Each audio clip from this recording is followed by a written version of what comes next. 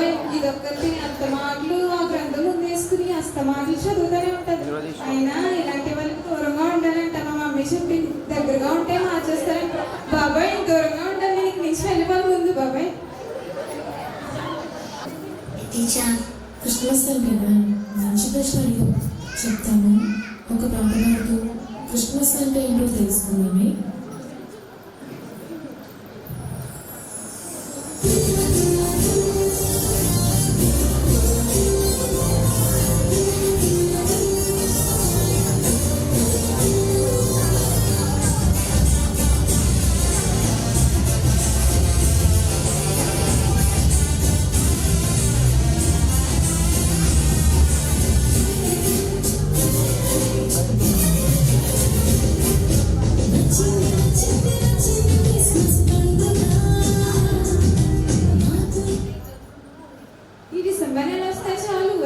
వచ్చింది క్రిస్మస్ పండుగ వచ్చిందంటే సాంగ్స్ పెడతానే ఉంటారు.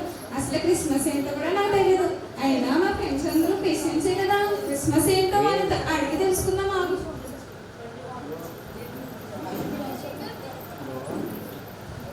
హాయ్ బ్లెస్సీ, ఎలా ఉన్నావు? హాయ్ జెసికా, బాగున్నాను.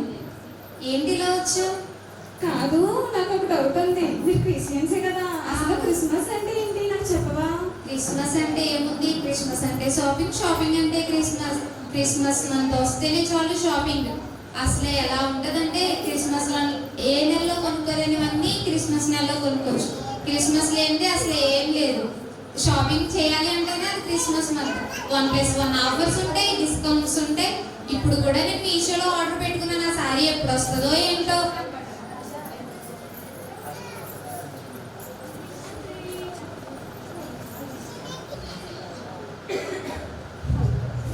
హలో, చెప్పండి. మీషో నుంచి ఆర్డర్ వచ్చింది మేడం. మీషో నుంచి ఓటీపీ చెప్పమంటారా? చెప్పండి మేడం. 2211. ఓకే మేడం, ఆర్డర్ ఎక్కడ ఇద్దాం మేడం? కింద సెక్యూరిటీ ఉంటారు, ఆయనకి ఇచ్చేయండి. Okay madam, thank you madam.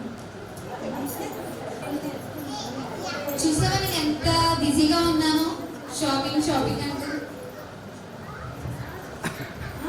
చూసాను బిజీ.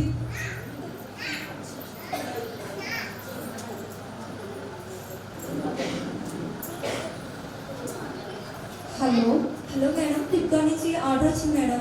ఆర్డర్ వచ్చిందా? ఓటీపీ చెప్పమంటారా? చెప్పండి మేడం. 8822. ఓకే మేడం, ఆర్డర్ ఎక్కడ పెట్టాలి మేడం? కింద ర్యాక్లో పెట్టేయండి, నేను తీసుకుంటాను. Okay madam, thank you madam. నిన్ను ఎవరు చేసుకుంటాడో కానీ నీ షాపింగ్ చూసి పిచ్చి ఎక్కిపోతాడు. ఓ క్రిస్మస్ అంటే షాపింగ్ అన్నమాట, అంతేనా? క్రిస్మస్ అంటే. హాయ్ గ్లోరీ, ఎలా ఉన్నావు? బాగున్నాను కానీ క్రిస్మస్ అంటే చెప్పు ఏంటో. క్రిస్మస్ అంటే ఏముందిరా, నా అందంగా రెడీ అవ్వడం, నగలు పెట్టుకోవడం. నేను చూడు ఎంత బాగా రెడీ అవ్వా. బాగున్నానా? నా పడ్డాను చూడు ఎంత బాగుందో.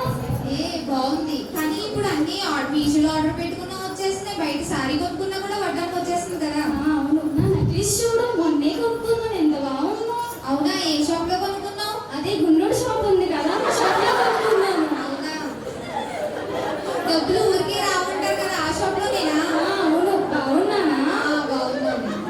బాగున్నాలే కానీ క్రిస్మస్ అంటే జోలి అన్నమాట. అంతేనా? హాయ్ శైలా, ఎలా ఉన్నావు? కాదు కానీ క్రిస్మస్ అంటే చెప్పు. క్రిస్మస్ అంటే ఏముందిరా, డెకరేషన్స్ రా. క్రిస్మస్ స్టార్ట్ అయితే చాలు లైటింగ్తో.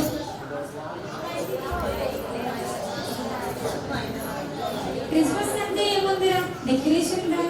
క్రిస్మస్ వస్తే చాలు లైటింగ్స్ తోటి, స్టార్స్ తోటి వీధులన్నీ చిల్ అంటూ మెరిసిపోతాయి. క్రిస్మస్ నెల స్టార్ట్ అవుతే వీధులన్నీ లైటింగ్ తో మెరిసిపోతాయిరా. మా ఇంటి దగ్గర అయితే పెద్ద స్టార్ పెడతాను, ఎందుకంటే మా అయ్య అందంగా కనిపించాలని. క్రిస్మస్ అంటే క్రిస్మస్ తాతయ్యరా. క్రిస్మస్ తాతయ్య లేకపోతే అసలు జోసే ఉండదురా.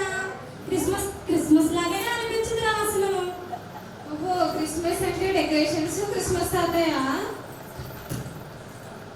హాయ్ స్పందన, నువ్వు చెప్పు క్రిస్మస్ అంటే ఏంటి అసలు? క్రిస్మస్ అంటే ఏముందబ్బా, తినడం. ముందు తినడం చూసుకోవాలి. చెప్పు. మనుషులందరూ బ్రతికేది తినడం కోసం. మంచి మంచి పిండి వంట చేసుకుంటారు. అబ్బా సూపర్ ఉంటుంది. మనుషులందరూ బ్రతికేది ఫుడ్ కోసం. ఎందుకంటే కోటి విద్యులు కూటు కోసం అని పెద్దోళ్ళు ఎప్పుడో చెప్పారు. అసలే నాకు ముక్క లేదు, ముద్దే దిగదు. క్రిస్మస్ అంటే తాగడం, ఎంజాయ్ చేయడం, అదే క్రిస్మస్. ఏమి తెలీదా? ఓహో, క్రిస్మస్ అంటే ఫుడ్డా? నచ్చిన ఫుడ్ తినడమా? అవునరా. అవునా? హాయ్ రా.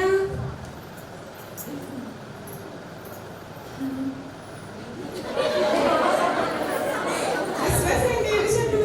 క్రిస్మస్ అంటే ఇంటికి రంగులు వేసుకోవడం, ఇల్లుని అలంకరించుకోవడం, సామాన్లు అన్నీ తీసుకుని పంపుకోవడం, ఇంకా మన ఇల్లుని అందంగా ఉంచుకోవడం. ఓహో, క్రిస్మస్ అంటే ఇల్లు శుభ్రం చేసుకోవడమా? ఇల్లు శుభ్రంగా ఉంచుకోవడమా? పెయింట్ కూడా వేసుకోవడమా? అంతేనా? అయినా మీరేంటి ఒక్కొక్కరు ఒక విధంగా చెప్పారు. క్రిస్మస్ అంటే మాకు ఏమీ కాదు, అదే క్రిస్మస్. అదే క్రిస్మస్ అంటే. అంతేనా? అయినా నాకు కన్ఫ్యూజింగ్ గా ఉంది. నాకు తెలిసిన ఒక ఫ్రెండ్ ఉంది, దాన్ని అడుగుతా నాకు క్రిస్మస్ అంటే ఏంటో. సరే అడుగు. వీళ్ళు తారా తారా,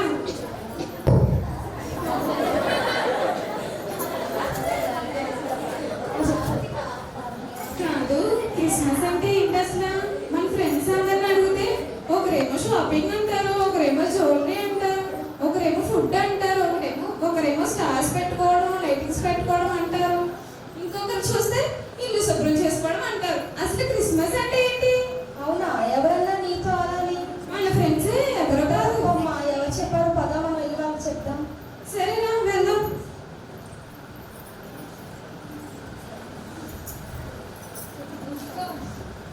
ఇంకో ఇదే షాపింగ్ అని చెప్పింది నాకు క్రిస్మస్ అంటే. అవునా? అసలు క్రిస్మస్ అంటేనే షాపింగ్ కాదు. బైబిల్ ప్రకారంగా వస్త్రాలు అంటే ఏంటో తెలుసా నీకు? బైబిల్ ప్రకారంగా అయితే తెలీదు. నాకు తెలిసింది అయితే ఇదే. భౌతికమైన వస్త్రాలు మాత్రమే తెలుసు అంటాం. అయితే భౌతికమైన వస్త్రాలు మనల్ని ఎంత మాత్రమును పరలోక రాజ్యానికి నడిపించవమ్మా. బైబిల్ ప్రకారంగా మనకి వస్త్రాలు అనేవి ఉన్నాయి. అవి ఏంటి అంటే నీతి అనే తెల్లని వస్త్రాలు. నీతి అనే తెల్లని వస్త్రాలు ఎలా వస్తాయి అంటే మనం ఒక్కొక్క ఆజ్ఞను నెరవేర్చడం వలన నీతి క్రియలనే తెల్లని వస్త్రాలు మనకు వస్తాయి. ఉదాహరణకు దొంగిలింపవద్దు, వ్యభిచరింపవద్దు, నీ పొరుగు వారి మీద అబద్ధముగా చెడ్డ మాటలు ఎలా పట్టుకోవద్దు, నీ తల్లిని నీ తండ్రిని సన్మానింపుము అని చెప్పు ప్రతి మాటను మనం నెరవేర్చడం వల్ల నీతి క్రియలు అనేటువంటి తెల్లని వస్త్రాలు వస్తాయమ్మా. ఓకే, అయితే ఈసారి తెలుసుకుంటానులే. ఇదేమో జ్యువెలరీ అంది. అవునా? అసలు క్రిస్మస్ అంటేనే జ్యువెలరీ కాదమ్మా. బైబిల్ ప్రకారంగా అలంకరణ అనగా తిమోతికి రాసిన పత్రికలో ఏమని ఉందంటే అలంకరణ మిగులు వెలగల వస్త్రములతో వద్దు, కానీ ఏంటి అంటే మనము గుణాల చేతను సత్క్రియల చేతను తమ్మును తాము అలంకరించుకోవాలని బైబిల్ చెప్తుంది. గుణాలు అనగా ఉదాహరణకు స్త్రీలు అయితే తమ పురుషులకు లోబడాలి, అలాగే యవనస్తులు అయితే వారి తల్లిదండ్రులకు లోబడాలి. ఈ గుణాల చేతనే మనం అలంకరించుకుంటే దేవుని దృష్టికి మనము భయభక్తు కలిగిన స్త్రీ దేవుని దృష్టికి మిగిలిన వెలగల అలంకరణలో కనిపిస్తుంది. కాబట్టి మనము సత్క్రియల ద్వారాను గుణముల ద్వారాను మనం అలంకరించుకోవాలి. అవునా? సరే అయితే. షైనీని అడిగితేనేమో స్టార్ పెట్టుకోవడం, లైటింగ్స్ పెట్టుకోవడం అంది. అవును, అంతే కదా. స్టారీ కదా పెడతారు క్రిస్మస్ కి అందరూ. అవును, నిజమే. కానీ ఆ స్టార్ అనేది ఏంటి అంటే ఆ తార కేవలము సృష్టించడానికి మాత్రమే. ఆ తార కేవలము మనమే కావాలి. ఎందుకనగా ఆ తారను దేవుడు ఎందుకని పెట్టాడు అంటే మనమే అందరికీ వెలుగుగా మారాలని. వెలుగుగా మారడము అంటే ఏంటి అంటే చీకటిలో ఉన్న ప్రజలను అనగా పాపములో ఉన్న ప్రజలను నిత్య నరకాగ్ని నుండి పరలోక రాజ్యానికి నడిపించడం కొరకే మనల్ని దేవుడు వెలుగుగా మారమన్నాడు. ఇదేనమ్మా వెలుగు అంటే. వెలుగా? అవును, మనమే వెలుగుగా మారాలి. మనము ఇంటి చుట్టూ ఎన్ని స్టార్లు పెట్టినా ఎంత డెకరేషన్ చేసినా అది కేవలం వ్యర్థమే. ఇప్పుడు కూడా మనం పెట్టాము, ఎన్ని పెట్టాము, లైటింగ్స్ కట్టనా అవన్నీ కూడా వ్యర్థమే. మనము దేవుని దృష్టికి స్టార్ వలె వెలుగు వలె జ్యోతి వలె వెలిగితేనే మనము నిత్య రాజ్యానికి వెళ్తాము. స్పందన అడిగితేనేమో ఫుడ్ అంది. అవునా స్పందన? అసలు బైబిల్ ప్రకారంగా ఆహారం అంటే ఏమిటో తెలుసా నీకు? తెలీదు. బైబిల్ ప్రకారం అయితే బైబిల్ ప్రకారంగా ఆహారం అంటే మనకి బైబిల్లో ఏం చూసినా రెండు విధాలుగా ఉంటుంది. ఒకటి శరీర సంబంధమైనది, రెండు ఆత్మ సంబంధమైనది. ఆత్మ సంబంధమైన ఆహారణ మనం నిత్య రాజ్యానికి నడిపిస్తుంది. అది ఏంటి అంటే యేసుక్రీస్తు వారు కూడా చెప్తున్నారు, మనిషి రొట్టె వల్ల మాత్రము కాదు దేవుని నోట నుండి బ్రతకవచ్చు, మాట వలన మాత్రమే బ్రతుకుతున్నాడు. కాబట్టి మనము భుజించేటువంటి శరీర సంబంధమైన ఆహారం భుజించినంత మాత్రమున ఎంత మాత్రమున పరలోక రాజ్యానికి వెళ్ళము. కానీ దేవుడు చెప్పినటువంటి క్షయమైన ఆహారము అనగా వాక్యమైన ఆహారము దానిని విని దాని ప్రకారంగా నడిస్తేనే మనం పరలోక రాజ్యానికి వెళ్తాము. మరొక విషయం ఏంటి అంటే సామెతల గ్రంథంలో రాయబడి ఉన్నది, తిండిపోతమైన ఎడల నీ గొంతుకు కత్తి పెట్టి మనము అని. సరే దాన్ని అడిగితేనేమో ఇల్లు శుభ్రం చేసుకోవడం అని చెప్పింది. ఇప్పుడు ఇంటిని శుభ్రం చేసుకుని ఇంటిని అలంకరించుకోవడమే కదా. కాదు, ఇంటిని శుభ్రం చేసుకోవడం కాదమ్మా, మన హృదయాన్ని శుభ్రం చేసుకోవాలి. యెషయా గ్రంథంలో ఇలాగ రాయబడి ఉన్నది, నరునికి అరికాలు మొదలుకొని నడినెత్తి వరకు పాపం అనే రోగము ద్వారా బాధపడుతున్నాడు, దానికి తీసుకోవడమని దేవుడు చెప్తున్నాడు. అప్పుడే మన ఎదుకు దేవుడు వస్తారని చెప్తున్నాడు. మన ఇంటికి రంగులు వేసినంత మాత్రాన, మన వంటికి రంగులు వేసుకున్నంత మాత్రాన మనం ఎంత మాత్రమో క్రీస్తుని అంగీకరించిన వారము కాము. అవునా, ఇవన్నీ బైబిల్లో విషయాలా? మేమైతే మరి క్రిస్మస్ అనుకోవడం మనమేంటే క్రిస్మస్ అనుకోవడం అదే కదా. అసలు క్రిస్మస్ అంటే ఏంటి అసలు? తారా అడిగి తెలుసుకోవాలి. పదండి. తారా చెప్పవే మరి క్రిస్మస్ అంటే ఏంటి? మరి క్రిస్మస్ అంటే ఏంటో మనం ఇప్పుడు తెలుసుకుందాం. క్రిస్మస్ అంటే ఏంటో తెలియాలి అంటే మనం మొదట ఆది కాండం వరకు వెళ్ళాలి. ఆది నుంచి మనం అన్నిటినీ తెలుసుకోవాలి. మొదట తండ్రి అయినటువంటి యెహోవా యేసుక్రీస్తు ఇరువురు కలిపి ఆదామును అవ్వను సృజించను. వారికి ఒక ఏదోను అనే ఒక తోట ఇచ్చి ఆ ఏదైన తోటలో ఉన్న ప్రతి వృక్ష ఫలమును తినవచ్చును, కానీ మంచి చెడ్డలు ఇచ్చి వృక్ష ఫలం మాత్రం మీరు తినవద్దు అని చెప్పారు. అయితే సాతాను ఆదామును అవ్వను మోసపుచ్చి ఆ వృక్ష ఫలము తినేలా చేసి ఆజ్ఞ అతిక్రమం జరిగించింది. ఆజ్ఞ అతిక్రమము అనగా ఏంటి అంటే దేవుడు చెప్పిన మాటను వినకుండా మనము అపవాది చెప్పిన మాటలు అనగా లోకానుసారంగా జీవించడమే ఆజ్ఞ అతిక్రమము.